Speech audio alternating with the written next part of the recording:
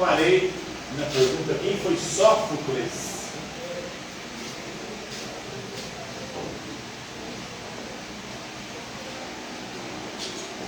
Sófocles foi um dos maiores dramaturgos gregos.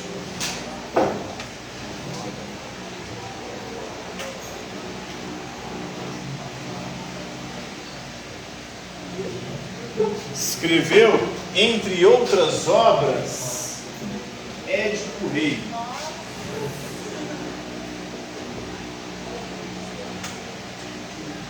Talvez seja a sua obra mais famosa, sua dramaturgia. Lembrando que os gregos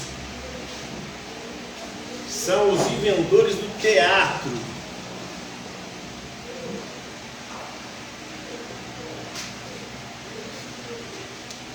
E junto com o teatro, a arte da encenação. Essa arte da encenação depois vai dar origem a quê?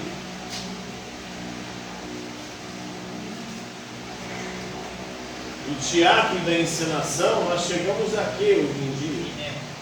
Cinema, os filmes, as séries de TV, as novelas.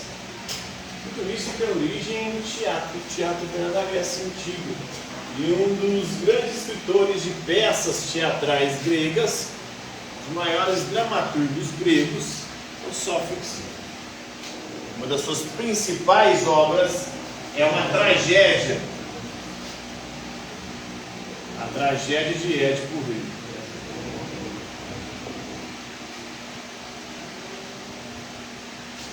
Próxima questão.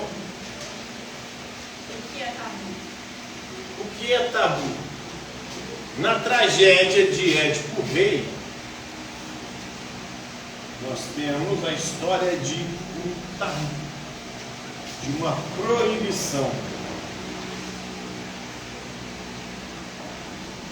de uma interdição. Qual que é o tabu, a proibição da obra da tragédia de Édipo Rei? O incesto.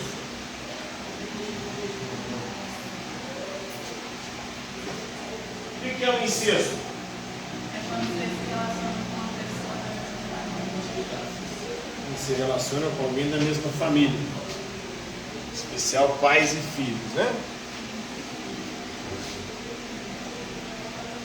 Próxima questão. Explica a saga de Édipo. Então, a saga de Édipo é uma saga de um tabu, da proibição do incesto, que começa com o rei Laio, que se casa com Jocasta. E aí, antes deles se casarem, Laio foi consultar o oráculo. Vocês sabem o que é o oráculo? O oráculo é uma espécie de vidente, alguém que prevê o futuro, alguém que traz revelações. E o oráculo falou para o Laio: não se case com Jocasta.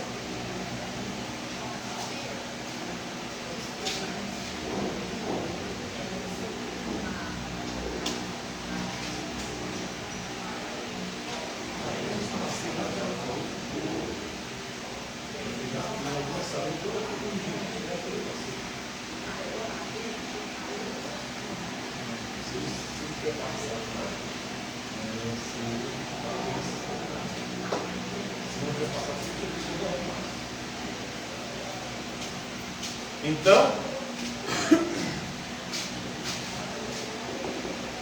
na saga de Édipo Rei, o pai de Édipo, na verdade, o Laio, vai até o oráculo fala para ele: você não pode casar com Jocasta, porque se você casar com ela, você vai ter um filho, e esse filho vai te matar e vai casar com sua esposa, com a própria mãe. Só que Laio era muito apaixonado por Jocasta e não levou muito a sério o oráculo. Então os dois acabaram se casando, ela acabou engravidando, e aí quando o bebê nasceu, o Laio ficou muito preocupado. Ele falou: preciso me livrar desse filho, para a promessa, para a profecia do oráculo não se cumprir. Aí chamou um escravo dele e falou: dá um fim nesse bebê. O escravo foi, pegou o bebê, levou o polo da montanha, chegou lá, o escravo ia sacrificar o bebê, o escravo ficou com dó do bebê. Não sacrificou o bebê. Só acorrentou os pés do bebê, furou os pés do bebê, deixou ele acorrentado no alto da montanha e falou: vou deixar para os animais ferozes fazer o serviço. Já que eu não tive coragem, né? Pelo menos os animais vão fazer. Algum animal vai vir aqui e vai comer esse bebê. Mas só que quando o escravo foi embora, o bebê ficou lá chorando. Tinha um casal passando por ali. O casal escutou o choro desse bebê, foi até lá e viu a criança. Libertou a criança e levou a criança até o seu reino.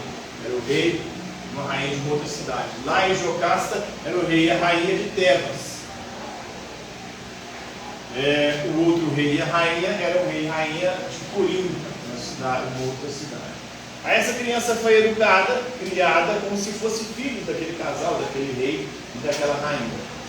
E aí quando ele atingiu a idade adulta, ele foi até um oráculo para descobrir qual seria o seu destino. E o oráculo falou para ele: o seu destino é matar o seu pai e se casar com a sua mãe.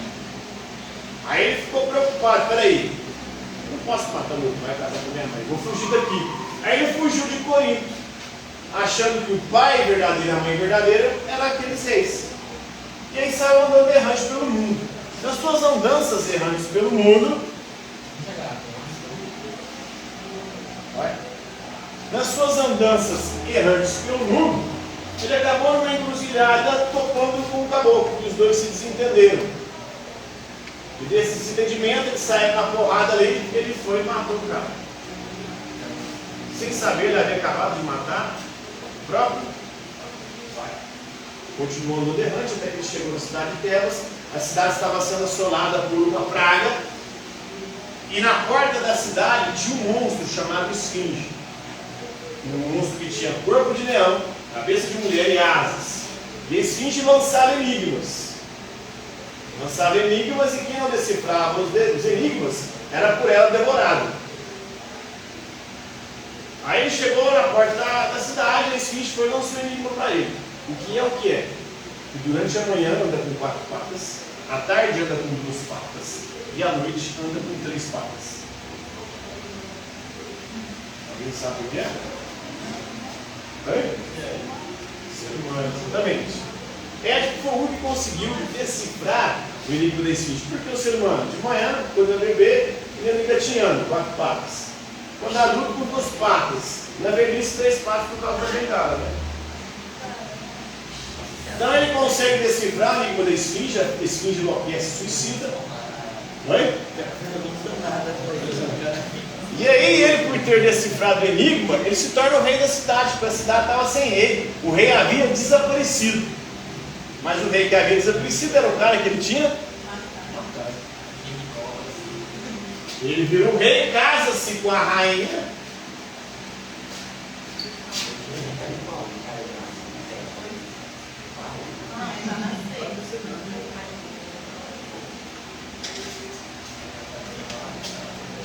Então, acabou se casando com a própria mãe, sem saber. E com ela teve 4 filhos, 2 homens e 2 mulheres. E aí, depois de um certo tempo, uma outra praga voltou a assolar a cidade de Tebas. Foram consultar o oráculo sobre o que eles deveriam fazer para poder libertar a cidade daquela praga. O oráculo foi disso: essa praga só vai desaparecer quando descobrir quem matou Laio, o antigo rei. E aí a cidade inteira começou a investigar para tentar descobrir quem havia matado o Laio. E não conseguia de jeito nenhum descobrir. Até que um dia, naquela época era costume dos reis, quem dava banho neles eram os escravos. O escravo estava dando banho no Laio, no Édipo. Na hora que foi lavar os pés dele, viu os pés dele perfurados, inchados. Édipo significa pé inchado. Inchado por quê? Por causa que quando ele era bebê, ele teve os pés perfurados para ficar preso lá na montanha. E o escravo que estava dando banho nele nesse dia, era o escravo que tinha levado o bebê. Aí o escravo viu e falou: descobri o enigma. Quem foi o assassino de Laio? é a profecia que se cumpriu. E aí então, o escravo foi e revelou para o Édipo, falou: Édipo, foi você quem matou seu pai. Aí o Édipo lembrou que ele brigou com o cara, ele não sabe quem que é, e matou o cara. E você casou com a sua mãe. Essa era a profecia do oráculo lá antes de você nascer. O Édipo foi, surtou, arrancou os próprios olhos. A mãe, quando descobriu, se suicidou, se enforcou. E aí, Édipo saiu andando errante pelo mundo. Os dois filhos homens dele começaram a disputar o trono. Nessa disputa, os dois filhos homens se matam. E as irmãs dele queriam enterrar os irmãos, porque precisava fazer o enterro, segundo os gregos. Enterrar, na verdade, não, né? Fazer o ritual funerário. Enterrar para nós cristãos. Os gregos, o ritual funerário era o quê? Você tinha que cremar o corpo. Cremar o corpo e colocar moedas no olho ou na boca para os mortos pagarem o caronte, que é o barqueiro que atravessa as almas do mundo dos vivos para o mundo das mortes. Senão sua alma ia rodar, atormentada pelo resto da eternidade. As irmãs vão tentar então roubar o corpo. E aí o tio delas, que se torna o rei, tinha proibido de fazer os rituais funerários. Quando descobrem elas tentando roubar o corpo, vão e enterram elas vivas. E assim termina a família de Édipo. Por isso, uma tragédia. Os gregos tinham uma visão trágica da existência. Por quê? Porque para os gregos a existência humana é uma existência que vai terminar sempre com a morte. A gente não vai sair vivo daqui. Não tem por que você ter esperança. O fim da existência é a morte. De alguma forma, alguma tragédia em algum momento vai ceifar a sua vida. Então essa é a tragédia do Édipo Rei. Essa é a saga de Édipo. Saga de um sujeito que nasce e cumpre o seu destino. Isso mostra que não tinha como ele mudar o próprio destino. O oráculo previu, já estava de alguma forma programado. As moiras, que são as deusas do destino, estavam lá traçando para que tudo saísse conforme o figurino. Próxima questão. Você já respondeu o que é um oráculo?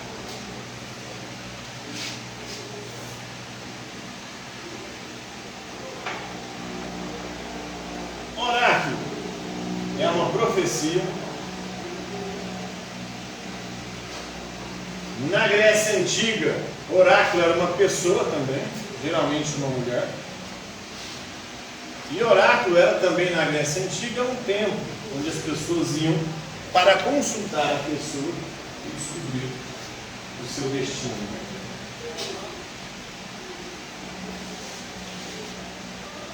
Então, o oráculo é uma profecia, uma previsão do futuro, mas ao mesmo tempo o oráculo é uma pessoa, geralmente uma mulher. Eram mulheres que usavam substâncias alucinógenas, elas ficavam doidonas e começavam a falar coisas, muitas vezes sem sentido, mas você tinha que decifrar aquilo que elas estavam falando para poder descobrir o futuro. E era um tempo. O oráculo mais famoso era o oráculo do tempo de Apolo, né?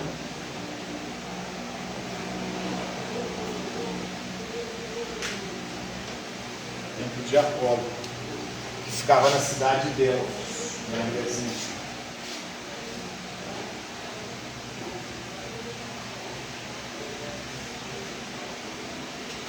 Próxima questão. Explique o complexo de Édipo. Explique o complexo de Édipo.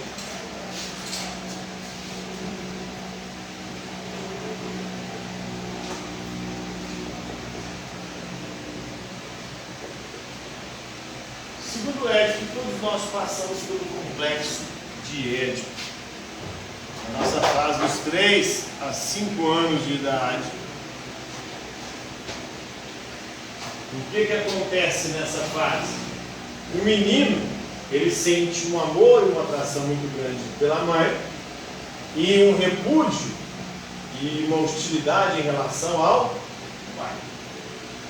A menina, nessa faixa etária, ela vai nutrir pelo pai uma paixão inconsciente, e pela mãe um ódio e uma hostilidade. Então, é do complexo de Édipo que nós formamos a nossa personalidade, a nossa identidade. Essa relação pai, mãe, filho, filha, né? Isso aqui é um triângulo amoroso, inconsciente.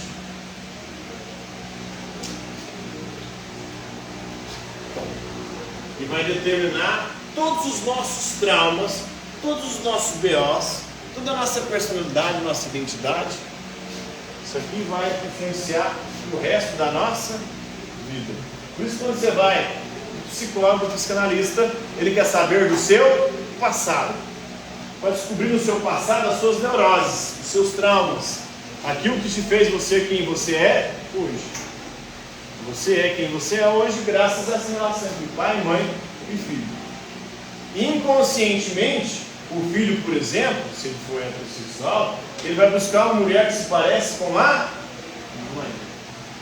A filha, se ela for heterossexual, vai procurar um homem que parece com o pai, inconscientemente.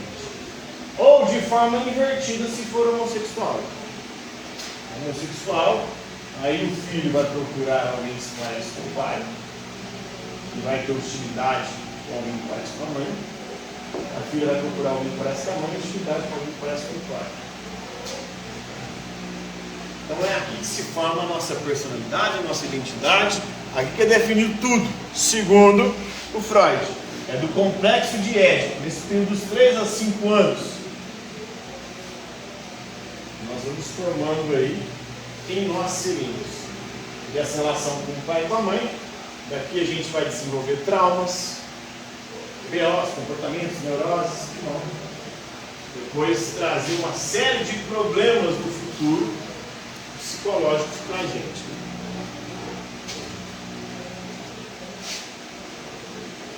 Você vai acabar reproduzindo inconscientemente essa relação triádica. Sem perceber, sem querer, você vai se ver ou se pegar fazendo isso.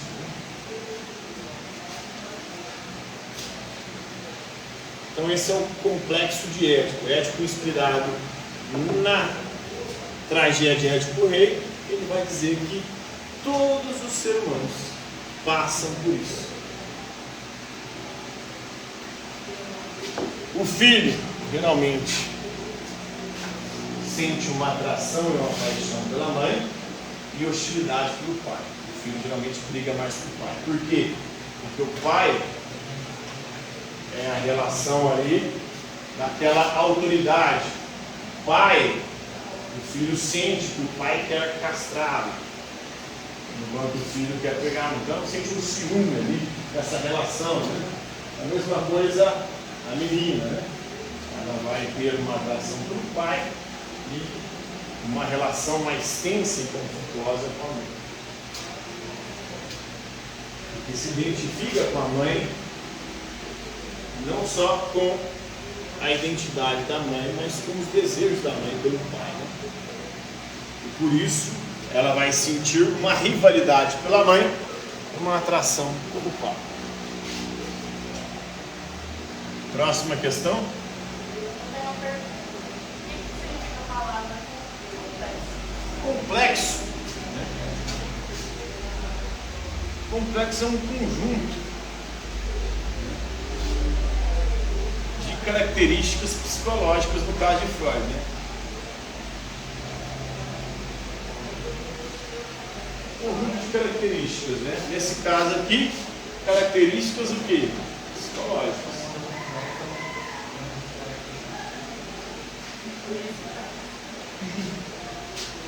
Então as suas características psicológicas, que fazem de você quem você é, que fazem a sua personalidade, a sua identidade, ela é formada na sua relação com o seu pai, com a sua mãe. Agora, se não tiver um ou outro, Isso também vai influenciar. Porque você vai em busca desse outro faltante. Aí você vai projetar esse outro em alguém. O menino, por exemplo, que não tem pai, ele vai buscar uma outra referência. Uma outra figura paterna. Você vai lá e professor cantar? Qual é a sua estágio? Vai prosseguir depois? Pedro Mendes Ju. Por quê? Porque, de alguma forma, é nessa relação que a gente vai se formando. A gente precisa de ser uma relação triádica. O homem, a mulher e o filho ou filha. Próxima questão. Explique o debate em praça pública na igreja. Debate em praça pública.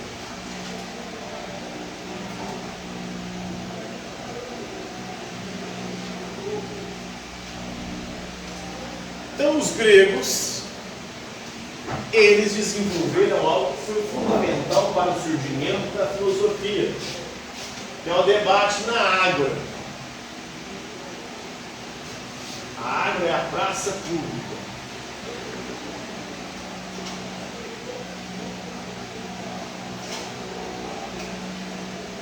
Então, era aqui que aconteciam discussões. E aqui que eles começaram a questionar os mitos. Isso permitiu o nascimento da filosofia. Então, no debate das discussões do questionamento que acontecia na água, que era a praça pública, eles começaram a questionar os mitos da religião, as explicações baseadas na fé, e foram buscar respostas na razão, na natureza, e não mais no sobrenatural.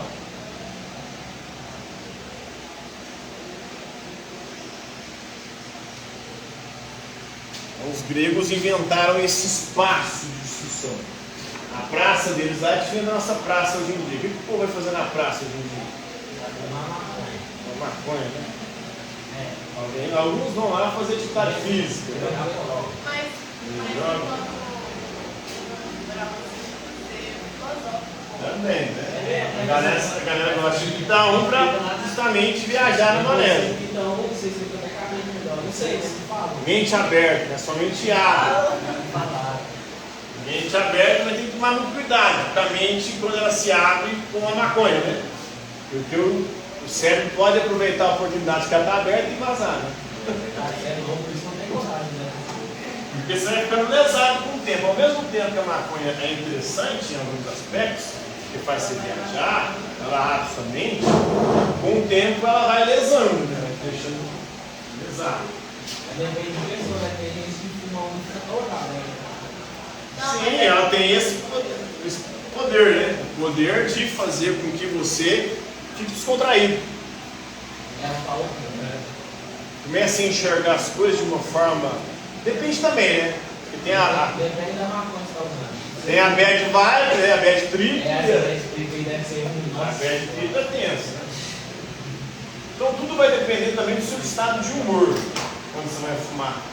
O estado de humor prévio antes de você fumar vai determinar a onda que você vai ter depois de ter fumado, né? Então o estado prévio pode te levar a uma bad trip, que é uma viagem ruim pra caralho, onde você entra no estado depressivo, ou vai te deixar no estado ali, né? De relaxamento, meio que euforia, né? De risada fácil. A risadinha do Ryan. Menina que acha que fumou. Lembra a risadinha?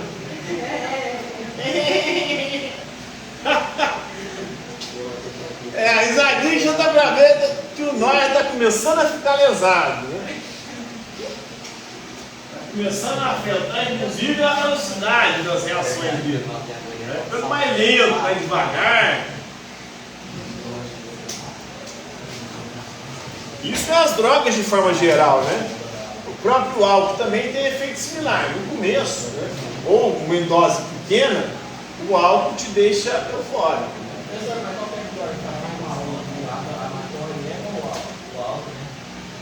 Depende, né? todas elas, com o tempo, vão detonando o seu corpo, né? O seu cérebro. Oi? Agora, o álcool, ele é mais problemático por outras coisas. Porque o álcool te leva a ficar mais agressivo, a maconha não te leva a ficar agressivo. Né? Então, o álcool te leva a ficar agressivo. Então, violência doméstica, por exemplo, pai bater em filho ou pai bater em esposa. É álcool. Porque o álcool te dá, além de euforia, também te deixa mais alerta ali, pronto para violência. A maconha já não tem esse efeito. A maconha te deixa lerdo, né? Meio lesado, né? Rindo de qualquer coisa. Ou quando é médio de pico, te deixa para baixo mesmo. Mas o que causa mais problemas no curto prazo é o álcool. Porque você pode provocar acidente de trânsito, você pode provocar violência doméstica, né? Ou violência até não doméstica, no bar, no boteco, na festa. A galera que briga em frevo aí. Uau. A galera que usa maconha raramente vai se envolver nessas brigas. É uma cheiradinha na carreira de pó. Agora, tabaco, que é outra droga, causa câncer, né? Tem problemas aí, né? Vários tipos de câncer diferentes. E a maconha, ela vai, com o tempo, afetando o seu cérebro. Ela vai destruindo os seus neurônios, você vai ficando mais lerdo, mais lesado. Então, aquilo que ela fazia no começo, que é abrir a sua mente, no futuro ela vai fechar a sua mente, porque a sua mente vai ficar burra. No começo ela abre, te faz ficar aparentemente mais inteligente, porque você quer pensar e refletir sobre coisas diferentes, mas com o tempo você fica parado. Seu cérebro não evolui mais. Na verdade, ele começa a regredir. Começa a ficar abstinência, né? Não é? Começa a ficar abstinência, não é? A abstinência separada, aí tem crise. Mas aí a abstinência todos têm crise. Álcool tem crise se você for alcoólatra. Maconha, se você for fumar todo dia também, dá crise de abstinência. Qualquer droga dá crise de abstinência se você for viciado. Até cigarro. Se parar, eu fumo cigarro. Não sou alcoólico todo dia, mas cigarro eu fumo todo dia. Se eu ficar um dia sem fumar, meus nervos pra caralho. Vamos ver. Cigarro. Maconha não, porque eu tenho medo de ficar lesado, mas já fumei já. Eu já tive vários tipos de viagem, né? Então, algumas foi massa, né? Outras foi. Eu não fumei por eu ter comprado. Fumei porque eu estava ali. Na roda. Então, não fui eu que comprei. Então não sei se é pensar. Tipo assim, se você pretende parar de fumar cigarro, compra um modo de iniciação e você fica dando uns tragos. Pode? Você fuma mais, né? A facilidade do negócio, de você fumar em qualquer lugar. O cigarro ainda, por exemplo, não posso fumar aqui fora, então eu preciso dos intervalos para fumar. Agora, você pode fumar em lugar fechado. Pode? Aqui na escola não pode nada. Então aqui na hora do recreio tem que sair para fora para fumar, não posso fumar. Leva junto com você. Mas os alunos vai ser de estar tudo pode. Tem uns que ficam escondidos aí, né? Porque o pode dá cheiro, o cheiro é mais fraco. É uns povos que tá sala do lado aí, como ainda pegar a sala de dois. Pra ver se pegar, né? Proibido. Se você pegar, Mas continuando aí, claro, hein?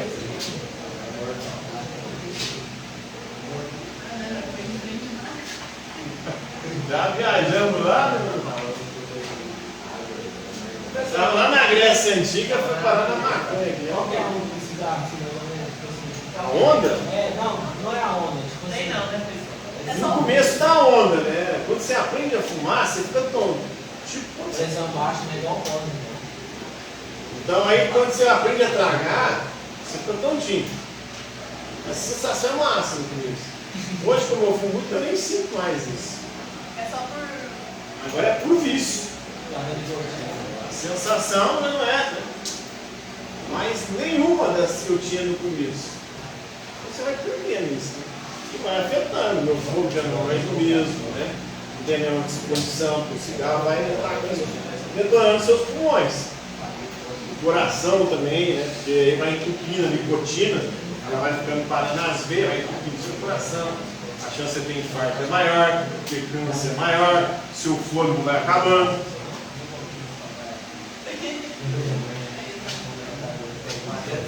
Esses são os problemas, né? Qual é a próxima questão aí?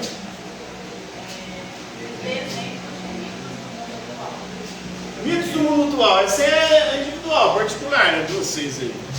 De exemplos aí. Mitos atuais.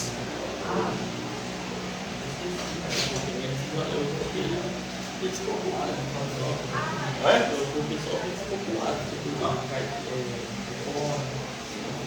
Aí podemos fazer uma diferença. Qual que é a diferença entre mitos e lendas? A gente viu que mito é o quê? Uma narração sobre as origens.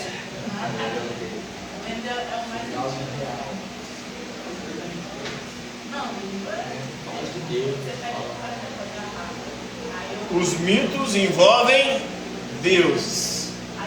Lendas são seres sobrenaturais, mas não são deuses. Aí o Curupira, por exemplo, não é um deus, não é uma lenda, né? É um lobisomem, é uma lenda. Mas pode pegar esses exemplos também. Além de outros, a gente tem hoje os famosos ídolos. São quase como deuses. Quem que são os ídolos do mundo contemporâneo? Os mitos. Messi, Cristiano Ronaldo. Quem mais? Neymar? Deusinhos aí de outras áreas, do futebol.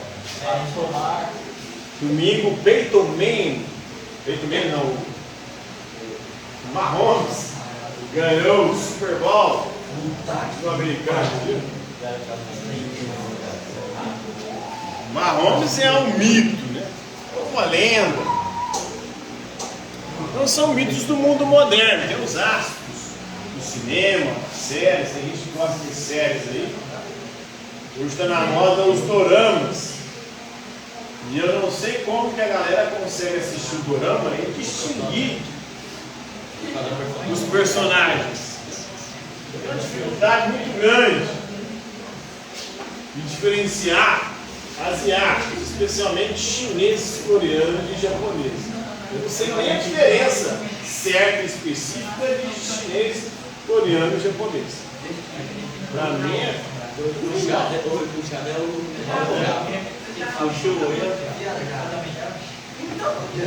mas os fãs de dorama hoje sabem diferenciar, tem os ídolos lá, os carinhas lá, as meninas que gostam mais. Começou com as músicas, né? Coreana. A cultura norte-coreana está se difundindo bastante, principalmente as artes. Começou com a música, o jazz, o Gangnam Style. Hoje o carro também, né? Os automóveis, celular, Samsung é coreana, a Hyundai é coreana. O cinema coreano já ganhou Oscar. Um filme O Parasita. E agora as séries estão dominando aí, a Netflix. Séries chamadas Dorama. Eu gosto de assistir. E são, eu ouvi falar, nunca assisti um dorama, mas eu ouvi falar que o trem é muito diferente. E mesmo assim é extremamente atraente. Ele diz que o povo não beija na boca lá. Não beija na boca, não tem cenas calientes de sexo. É só romance. É romance clichê, né?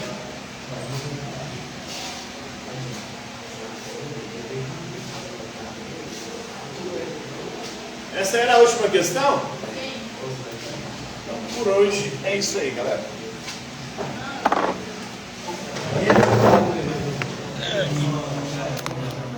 Segue o professor do Instagram.